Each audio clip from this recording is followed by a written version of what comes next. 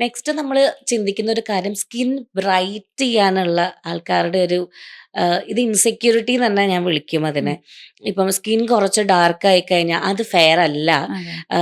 ഏറ്റവും ഒരു അൾട്ടിമേറ്റ് നമ്മുടെ ഒരു ബ്യൂട്ടി കോൺസെപ്റ്റ് എന്ന് പറയുന്നത് ഒരു ഫെയർ സ്കിൻ അല്ലെങ്കിൽ ഒരു ബ്രൈറ്റൻ അപ്പ് ആയിട്ടുള്ള ഒരു സ്കിന്നാണ് നല്ലതെന്ന് ചിന്തിക്കുന്ന ഒരുപാട് ആൾക്കാരുണ്ട്. അതെ.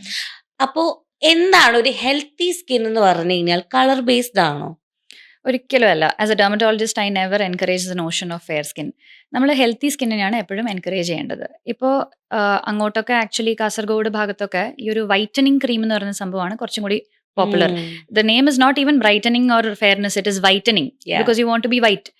Okay, anything other than white is bad. അപ്പോൾ അത് കൊച്ചു കുട്ടികൾക്ക് വരെ ഇപ്പോൾ ആൾക്കാർ ഇപ്പോൾ വന്ന് പറയാറുണ്ട്, ഇപ്പൊ ഇവള് ജനിച്ചപ്പോൾ നല്ല കളർ ഉണ്ടായിരുന്നു, ഇപ്പൊ കറുത്തുപോയി. അത് കുട്ടിയുടെ മുമ്പ് തന്നെ പറയും. അത് ആ കുട്ടിയുടെ സെൽഫ് എസ്റ്റീമിനെ എത്രത്തോളം ബാധിക്കും എന്ന് ഇവർ ചിന്തിക്കാറില്ല. The kid will otherwise have very healthy skin, ഒരു കുഴപ്പമുണ്ടാവില്ല. പക്ഷെ just because she's dark they will say something like this. അതുപോലെ ചിലപ്പോൾ ടീനേജേഴ്സിനെ, കുറച്ച് യങ് ആയിട്ടുള്ള ഗേൾസിനെ ഒക്കെ കൊണ്ടുവരും. അടുത്ത ആഴ്ച ഇവളെ കാണാൻ ഒരു കൂട്ടർ വരുന്നുണ്ട്, അപ്പോൾ ഒരാഴ്ച കൊണ്ട് ഒന്ന് വെളുപ്പിച്ച് ഒന്ന് എടുക്കണം എന്നുള്ളൊരു. So then you are left helpless. നമുക്ക് എന്താ, What do you say to that people then? I try counselling, but മിക്കവാറും അവർ ഓക്കെ എന്നൊക്കെ പറഞ്ഞു പോയി they'll go to someone else because they need results.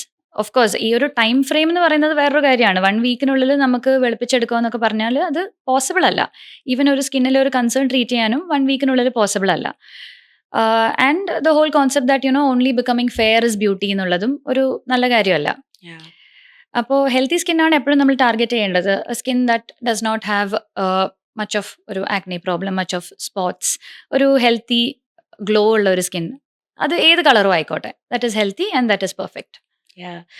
ഇത് പറഞ്ഞപ്പോഴാണ് ഇപ്പൊ സ്കിൻ വൈറ്റനിങ് ക്രീം എന്ന് ഒരുപാട് പേര് ലൈസൻസ് പോലും ഇല്ലാതെ ഈ സ്കിൻ ക്രീം അല്ലെങ്കിൽ ഈ ഒരു കെയർ പ്രോഡക്റ്റ് ആണെന്നും പറഞ്ഞിട്ട് ഇറക്കുന്നുണ്ട്. അതിൽ ഏറ്റവും കൂടുതൽ നമ്മൾ കേട്ടിട്ടുള്ള ഒരു പേരാണ് മെലാക്കെയർ എന്ന് പറയുന്ന ഒരു ട്യൂബിൽ വരുന്ന ഒരു സ്കിൻ ക്രീം അല്ലെ, ഫേസ് ക്രീം. അപ്പോൾ ഇത് യൂസ് ചെയ്തിട്ട് ഒരുപാട് പേര് ഞാൻ കോളേജിലൊക്കെ പഠിക്കുന്ന കാലഘട്ടത്തിൽ ഇത് ഭയങ്കര ഫേമസ് ആയിരുന്നു. മെലാക്കെയർ യൂസ് ചെയ്ത് കഴിഞ്ഞാൽ പെട്ടെന്ന് അങ്ങ് ബ്രൈറ്റൻ ആവും, വൈറ്റ് ആവും എന്നും പറഞ്ഞ് യൂസ് ചെയ്ത് ഒരുപാട് പേര് സ്കിന്നിലെ റാഷസ് വരുന്നതും സ്കിൻ പീലായിട്ട് പിന്നെ ആ ഏരിയ ഭയങ്കര സെൻസിറ്റീവ് ആയിട്ടും നമ്മൾ കണ്ടിട്ടുണ്ട്. അപ്പൊ എന്താണ് ഈ മെലാക്കെയറിൽ അടങ്ങിയിരിക്കുന്നത്? ഇത് ഭയങ്കര ഡേഞ്ചറസ് അല്ലേ ശരിക്കും? മെലാക്കെയർ, സ്കിൻ ലൈറ്റ് എന്നൊക്കെ പറയുന്നത് വേറൊരു കാറ്റഗറിയാണ്. Actually those are actually pharmacy products. Okay, നമ്മളിപ്പോൾ ഡെർമറ്റോളജിസ്റ്റ് തന്നെ പ്രിസ്ക്രൈബ് ചെയ്യുന്ന പ്രൊഡക്ട്സ് ആണ്. ചിലപ്പോഴൊക്കെ സിവിയർ പിഗ്മെന്റേഷൻ ഒക്കെ കൊടുക്കാറുണ്ട്. ബട്ട് നമ്മൾ പ്രിസ്ക്രൈബ് ചെയ്യുമ്പോൾ എന്ത് ചെയ്യും എന്ന് വെച്ചാൽ we tell them you use it for 2 weeks and come back. Always come back. ഇനിയിപ്പോൾ തിരിച്ച് വരാൻ പറ്റിയില്ല എന്ന് വെച്ചോ, നിർത്തിക്കൊള്ളണം, എടുത്ത് കളഞ്ഞോളണം. അല്ലെങ്കിൽ വീട്ടിൽ മറ്റാർക്കെങ്കിലും ഇത് വൈറ്റനിങ് ക്രീമാന്ന് പറഞ്ഞ് കൊടുക്കരുത്. ആ ഒരു ഇൻസ്ട്രക്ഷനോടെയാണ് നമ്മൾ പേഷ്യന്റിനെ പറഞ്ഞു വിടുന്നത്. ബിക്കോസ് ഇത് അബ്യൂസ് വരാൻ ചാൻസ് ഉള്ള ഒരു സാധനമാണ്. അങ്ങനെ ഇരിക്കുമ്പോഴാണ് ഇത് മെഡിക്കൽ ഷോപ്പിൽ നിന്ന് ഫ്രീ ആയിട്ട് എടുത്ത് കൊടുക്കുന്നത്. നമ്മളിപ്പോൾ മെഡിക്കൽ ഷോപ്പിൽ പോയി ചേട്ടാ ഒരു വെളുക്കാൻ ഒരു കുറച്ച് കളർ വരാൻ ഒരു ക്രീം എന്ന് പറഞ്ഞാൽ they'll give you Melacare, they'll give you skin light. അപ്പോൾ ഇതിന്റെ കണ്ടന്റ് എന്ന് പറയുന്നത് ഇത് ആക്ച്വലി ഫാർമസി പ്രൊഡക്റ്റ് ആയതുകൊണ്ട് തന്നെ നമുക്കൊന്ന് ഗൂഗിൾ ചെയ്താൽ തന്നെ കിട്ടും. എന്നിട്ടും പീപ്പിൾ യൂസ് ഇറ്റ്. നമുക്കിപ്പോൾ ആൾക്കാർ പലതിനെ പറ്റിയും വളരെ അവെയറാണ്. നമ്മൾ എഴുതി കൊടുക്കുന്ന ഒരു മെഡിസിനൊക്കെ ആൾക്കാർ ഗൂഗിൾ ചെയ്തിട്ടൊക്കെ യൂസ് ചെയ്യുള്ളൂ. But they are okay with going to a pharmacy and buying Melacare and using it prolonged ആയിട്ട്. പിന്നെ വൈറ്റനിങ് ക്രീം എന്ന് പറയുന്നത് വേറെ തന്നെ ഒരു കാറ്റഗറിയാണ്. അത് ആക്ച്വലി ലൈസൻസ്ഡും അല്ല. അതിലെ കണ്ടന്റ് എന്താണെന്ന് അത് ഉണ്ടാക്കുന്നവർക്ക് പോലും അറിയാത്തൊരു കാര്യമാണ്. ആൻഡ് വൈറ്റനിങ് ക്രീമിന്റെ ആണെങ്കിലും മെലാക്കെയറിന്റെ ആണെങ്കിലും ഇഷ്യൂസ് എന്ന് വെച്ചാൽ അതിൽ ഹൈലി പൊട്ടന്റ് ആയിട്ടുള്ള സ്റ്റെറോയിഡ്സ് ഉണ്ട്, ഹൈഡ്രോക്വിനോൺ ഉണ്ട്, അതുപോലെ ഹെവി മെറ്റൽസ്, മെർക്യൂറി ഒക്കെ ഉണ്ടാവാൻ ചാൻസ് ഉണ്ട്. അപ്പോൾ ഇത് ഉപയോഗിക്കുമ്പോൾ ആരും അങ്ങനെ വെളുക്കല്ല ചെയ്യുന്നത്. You are actually thinning out your skin. അപ്പോൾ ആ സ്കിന്ന് തിന്നാവുമ്പോൾ നമുക്ക് അടിയിലുള്ള ബ്ലഡ് വെസൽസ് ഒക്കെ കുറച്ച് ക്ലിയർ ആയിട്ട് കാണും. ഒരു ചുവന്ന പോലെ, ഒരു തുടുത്ത പോലെയൊക്കെ തോന്നും. നമ്മൾ സ്കിൻ ഡാമേജ് ഉണ്ടാക്കുമ്പോൾ വരുന്ന ഒരു ചേഞ്ചിനെ നമ്മൾ ആക്ച്വലി വെളുത്ത പോലെ തെറ്റിദ്ധരിക്കുക ചെയ്യുന്നത്. It's actually a side effect. Yes.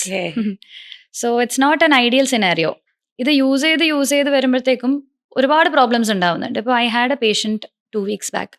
അപ്പോൾ അവർ 2 years ആയിട്ട് ഇതുപോലെ ഒരു വൈറ്റനിങ് ക്രീം യൂസ് ചെയ്തുകൊണ്ടിരിക്കുകയാണ്. To begin with she didn't have any problems.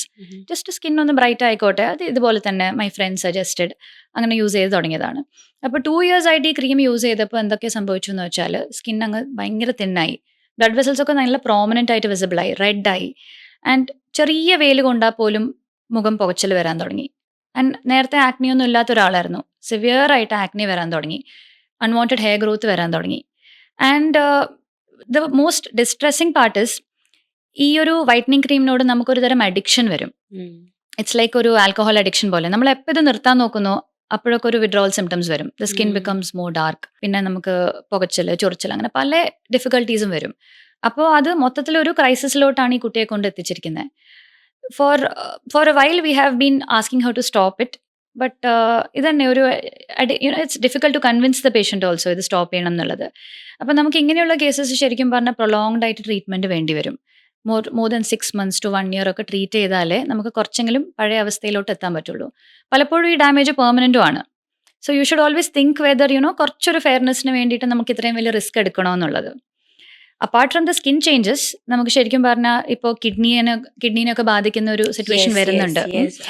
How come that happen? അതാണ് എനിക്ക് മനസ്സിലാവാത്ത ഒരു പാർട്ട്. ഇപ്പൊ സ്കിൻ കെയർ യൂസ് ചെയ്ത് അല്ലെങ്കിൽ വൈറ്റനിങ് ക്രീം യൂസ് ചെയ്തിട്ട് കിഡ്നിക്ക് പ്രശ്നം വന്നോണ്ട് ന്യൂസ് ഒക്കെ വന്ന് നമ്മളെല്ലാരും അറിയുന്ന ഒരു കാര്യം. അതെങ്ങനെയാണ് ആ സംഭവിക്കുന്നത്? നമ്മൾ സ്കിന്നിൽ അബ്സോർബ് ചെയ്യുന്ന കുറേ കാര്യങ്ങൾ സിസ്റ്റമിക് ആയിട്ട് അബ്സോർബ് ആവും, ബ്ലഡ് സ്ട്രീമിലേക്ക് അബ്സോർബ് ആവാൻ ചാൻസ് ഉണ്ട്. അതുകൊണ്ടാണ് നമ്മൾ ചില സ്കിൻ കെയർ പ്രോഡക്ട്സ് ഒക്കെ പ്രഗ്നന്റ് വുമൺ യൂസ് ചെയ്യരുതെന്ന് പറയുന്നത്.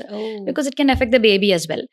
അപ്പോൾ ഈ ഒരു പ്രൊഡക്റ്റിലെ ഹെവി മെറ്റൽസ് ഒക്കെ ഇന്റേണലി അബ്സോർബ് ആയിട്ട് അത് കിഡ്നീനെ ബാധിച്ചിരിക്കുകയാണ്. ഒരു നെഫ്രോപ്പതി എന്ന് പറയുന്ന ഒരു സിറ്റുവേഷനിൽ എത്തിച്ചിരിക്കുകയാണ്. So something that you are applying to become fair can actually affect your internal health also. അത്രയും വലിയൊരു റിസ്ക് എടുത്ത് വെളുക്കണമെന്നുള്ളത് എല്ലാവരും ചിന്തിക്കേണ്ട കാര്യമാണ്.